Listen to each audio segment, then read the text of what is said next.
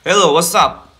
Oke, kali ini aku akan membagikan gimana sih cara kita membuat sebuah dashboard atau visualisasi menggunakan yang namanya software Power BI. Oke, langsung aja kita mulai. Check it out. Oke, sebelum kita membuat sebuah visualisasi, kita tuh harus tahu, kita tuh akan membahas apa sih? Kalau yang akan aku tunjukkan ini, kita akan membahas gimana revenue sales yang ada di suatu perusahaan. Nah, sebelum ke situ, kita harus juga membuat sebuah objektif. Yang pertama adalah di sini aku udah buat beberapa objektif, yaitu bagaimana perkembangan pendapatan sales, lalu bagaimana proporsi data revenue dan customer money. Nah, sebelum kita memulai, tentunya kita akan mengimport data terlebih dahulu. Di sini kita bisa mengimport beberapa jenis file data, contohnya ada Excel, lalu CSV, kemudian ada SQL. Nah, untuk kali ini aku akan mengimport data, tipe datanya itu tipe filenya Excel. Di sini judulnya adalah Sales Analysis Report. Kita akan menunggu loadingnya. Nah, ini kalian juga bisa memilih data apa aja yang akan dimasukkan. Ini aku masukkan semua datanya. Lalu load. Nah, setelah kita melakukan load data tadi, sekarang kita bisa cek nih datanya itu kayak gimana. Di sini datanya itu keluar customer date, product date, sales data dan lain-lain. Nah, di sini kita juga bisa melakukan data modeling. Data modeling kita lihat sih hubungan antara tabelnya itu kayak gimana. Kita lihat customer data itu hubungan tabelnya ada di sales, di mana indeks hubungannya itu berdasarkan indeks customer. Kemudian kita bisa lihat di produk data itu hubungan datanya pakai indeks juga dengan region tabel.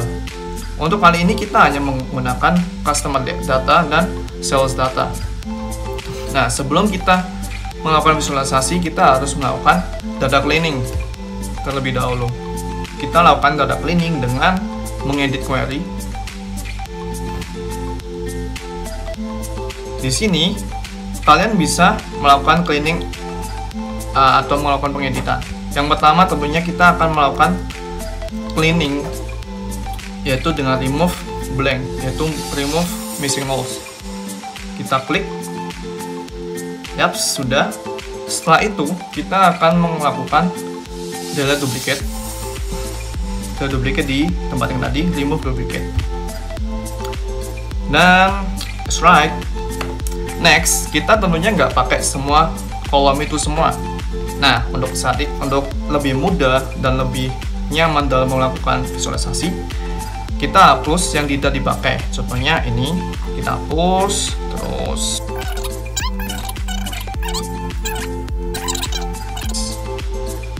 oke, kebutuhan data yang kita gunakan untuk visualisasi udah clean. Kita akan membuat sebuah kolom baru, di mana kolom baru itu menunjukkan berapa lama sih waktu pengiriman setiap customernya. Di sini kita akan memakai kolom order date dan ship date. Oke, langsung aja kita buat, di mana kita memilih add column, lalu custom column. Di sini kita buat nama kolomnya adalah time shipping. Di sini kita membuat sebuah query untuk membuat kalkulasinya di kolom tersebut. Caranya adalah kita buat duration from. Ini adalah berapa lama sih waktunya. Form ini menunjukkan kolom mana yang akan kita pakai. Di sini kita yang pendahulukan adalah pakai ship date dikurangin order date per photo. Nah, kalau misal sintaksnya udah benar, itu akan ada tanda centang hijau di bawah ini. Lalu kita oke. Nah, kita bisa lihat hasilnya. Hasilnya kenapa kok kayak gini? Kita lihat tipe datanya itu adalah teks. Untuk mengubahnya itu agar menjadi representatif, kita memakai tipe data adalah whole number. Nah, right? Apa sih bedanya tipe data itu? Jadi tipe data number di sini ada dua, decimal dan whole number. Whole number ini menyatakan number yang tidak terlalu banyak komanya atau tidak detail. Bedakan dengan total unit cost. Ini pakainya decimal number. Kenapa? Karena kita membutuhkan adanya nilai titik koma di belakangnya. Jadi memakai desimal number itu pilihan yang tepat. Di sini kita perlu satu kolom lagi, di mana tujuannya adalah mengkalkulasikan time skipping ini. Nanti logikanya, jika lebih dari 7, maka akan dianggap 1, tapi jika di bawah 7 akan dianggap 0. Kenapa? Ini akan mensimplify data, menunjukkan bahwa jika di atas 7 itu merupakan pengiriman yang sangat lama. Caranya gimana? Kita tambahkan kolom lagi, kita beri nama aja delay. Nah, mQuery-nya itu gimana? Di sini aku langsung copy saja yang sudah aku buat sebelumnya. Ini penjelasannya adalah jika data ini, perhitungan ini tuh lebih dari 7, maka akan bernilai 1. Jika tidak, itu akan bernilai 0. Nah, sintaksnya sudah benar, kita oke. Yaps, ini udah dibuat. Jangan lupa kita harus ganti tipe datanya. Kalau tipe data teks, kita nggak bisa melakukan visualisasi. Ini ke whole number, karena ini tidak perlu menggunakan memerlukan apply advance. Oke, untuk persiapan datanya udah, kita lakukan apply. Sebelum itu kita bisa melihat apa aja yang kita lakukan sebelumnya. Itu di dari remove missing nulls, lalu duplicates, lalu remove column dan lain-lain di sini. Ini bisa kita klik-klik juga. Oke, kita apply hasil editan kita ini di close apply. Langsung close and apply aja. Yaps, ini ada prosesnya. Dan lihat, ini ada penambahan kolom baru, ada 2 kolom. Oke, selanjutnya kita akan membuat sebuah visualisasi. Nah, di sini ada tampilan awalnya untuk dashboardnya. Yang pertama, kita membuat sebuah background terlebih dahulu. Backgroundnya kita pilih di wallpaper, pilih warna kesukaan kalian. Kita juga bisa memasukkan gambar sebenarnya, tapi ini nggak usah. Aku mau pakai warna yang ini aja. Nah, untuk memperindah lagi, kita membuat sebuah title dashboard. Ini dashboard apa sih? Nah, caranya itu gimana? Pakai text box text. Kita bisa tulis dashboard visualisasi sales. Oh, di sini kita juga bisa kasih ukuran font, terus di rata tengah, lalu digerak aja. Yaps, voila. Untuk ini udah selesai. Kita akan membuat sebuah visualisasi untuk menjawab pertanyaan yang sudah dibuat tadinya. Nah, sebelum itu kita buat sebuah ukurannya dulu ya. Ukuran dashboard itu mau berapa sih? Itu terserah kalian. Tapi kalau di sini ini tuh bisa disetting. Aku mau setting aja. Di sini aku buat ke 1000. Dan ini adalah weight-nya ke 1000. Dan juga bisa atur lagi. Seperti ini. Oke, that's right. Oke, next kita akan membuat sebuah visualisasi. Yang pertama adalah menjawab bagaimana perkembangan pendapat sales. Tentunya kita akan memvisualisasikan menggunakan line chart untuk melihat perkembangan salesnya per bulan dan per tahunnya. Oke, kita buat aja. Ini ya videonya akan aku cepetin biar lebih cepat aja.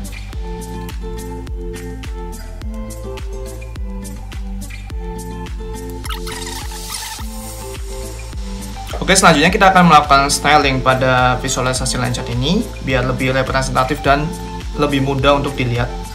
Caranya adalah di sini ada format your visual. Kalau ini aku akan membuang x-axis-nya. Oke, ini kita buang title-nya aja biar lebih bersih aja. Title-nya di off-in, ya bisa hilang kan?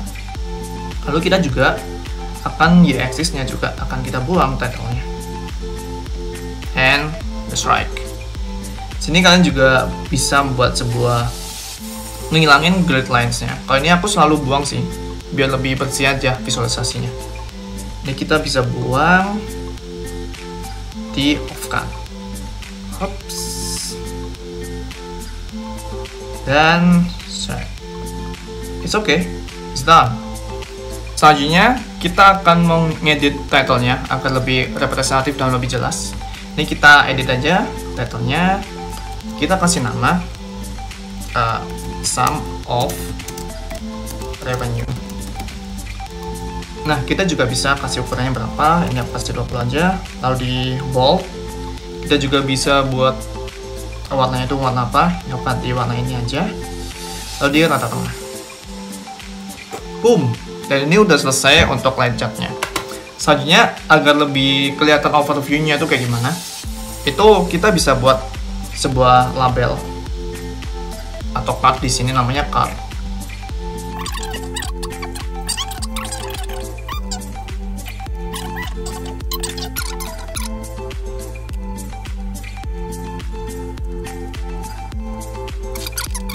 Kita buat revenue per channelnya itu kayak gimana, berapa persentasenya pakai proporsi pie chart. Sini kita juga styling lagi, editnya tuh kita hapus saja total title-nya. Oke, kita offin aja. Nah, lebih representatif kan jika kayak gini. Oke, selanjutnya kita akan menjawab soal nomor 3, di mana pertanyaannya adalah customer mana yang memberikan pendapatan tertinggi. Kita akan membuat visualisasi menggunakan bar chart. Langsung aja, ini videonya akan aku cepatkan ya.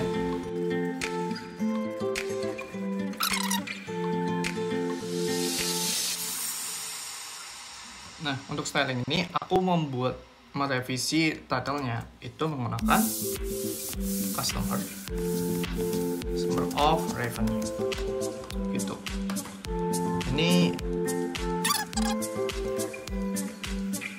nah, untuk bar chart lebih representatif gimana? Ini aku akan menghapus title yang ada di sumbu X dan Y.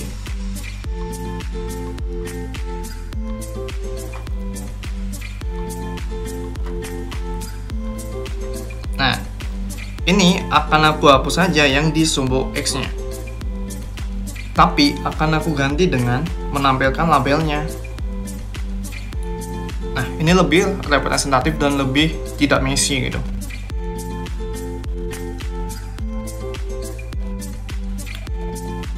Oke, ada pertanyaan terakhir sebenarnya yang lupa aku tulis, yaitu berapa customer mana yang pengirimannya sering terlambat. Untuk ini akan kita buat sebuah visualisasi juga, itu menggunakan baca juga. Kita buat sekarang.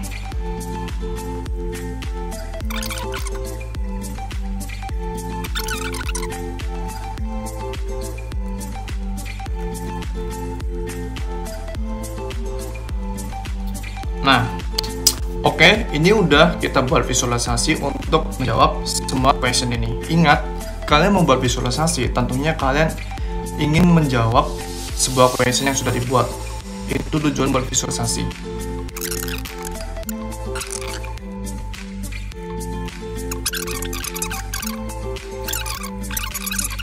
Ya, semuanya. Nah, ini itu bisa kita ubah-ubah. Caranya gimana sih? Kita buat styling aja di sini. Lalu ada yang namanya slicer setting. Di sini kita bisa pilih sih. Kalau aku lebih suka pakai drop down karena lebih rapi untuk pemilihan tahun sih. Nah, lebih rapi bukan? Oke, semuanya udah. Ini udah bisa interaktif. Kita coba ya. Untuk 2016, 2019, 2011. Tapi sorry, ini ada, karena ini kan nggak bisa all nanti tahunnya. Nah, ini perlu dibuat sebuah selection. Selection di sini kita akan meng-on-kan select all. Dan yaps. Ini dimatikan aja sih. And right. Boom. It's done. Nah, setelah kita membuat sebuah yang seperti itu, waktunya kita untuk merapikan dashboard ini. Untuk merapikan akan aku cepatkan videonya.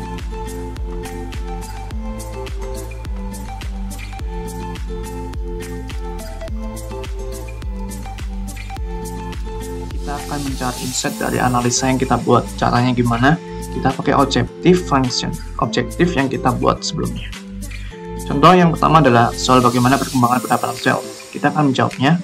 Dalam 3 tahun terakhir, perkembangan tertinggi ada di bulan Maret tahun 2017. Dan gimana perkembangan per tahunnya? Untuk 2017 kita bisa lihat di Mars, dan ini juga bisa berganti juga overview-nya. 2019 itu linknya di bulan Januari, dan 2019 itu ada di bulan November. Nah, setelah kita bisa menjawab itu, kita akan pertanyaan kedua, yaitu proporsi revenue per channelnya itu kayak gimana. Tertinggi dalam 3 tahun itu ada di wholesale. Lalu per tahunnya itu kita bisa lihat, itu 2017 tetap sama, 2018, 2019. Oke. Nah, ini juga bisa kita cek nih. Untuk 3 tahun terakhir perkembangannya di wholesale kayak gimana. Kita bisa cek ininya. Lalu ya itu kalau mau ngecek lebih detail sih. Untuk sekarang aku cuma sampai itu aja. Nah, kita akan bahas ke customer mana yang memberikan pendapatan tertinggi. Kita bisa lihat dalam 3 tahun terakhir itu adalah Apollo Ltd. Dan gimana sih perkembangannya tiap bulannya, tiap tahunnya. Ini bisa dicek juga. Terus kita bisa cek dia tuh gimana per tahunnya, 2018, 2019 kayak gimana. Seperti itu cara bacanya. Lalu kita akan melakukan next lagi. Pertanyaan selanjutnya adalah customer mana yang pengirimannya sering terlambat. Nah, ini kan tadi udah kita klik itu, kita klik kanan aja di luar, di luarnya, klik kiri aja di luar. Nah, lalu customer mana yang nilainya paling banyak, kita lihat adalah Apollo Ltd. Lalu kita lihat per bulannya, per tahunnya itu kayak gimana. Ada permintaan juga, WhatsApp group 2019 itu apa, 2019 juga WhatsApp group. Kita juga bisa lihat perkembangannya di sini. Semuanya dari saling interaktif gitu. Thank you semuanya yang udah nonton video ini sampai akhir, dan semoga ini bisa bermanfaat buat kalian. And anyway, aku kali ini akan membuat sebuah banyak video tentang data analysis, data science, data engineer, dan ML engineer. Oke, stay tune aja di YouTube channel ini dan subscribe, nanti aku akan buat setiap minggunya. Oke, see you again.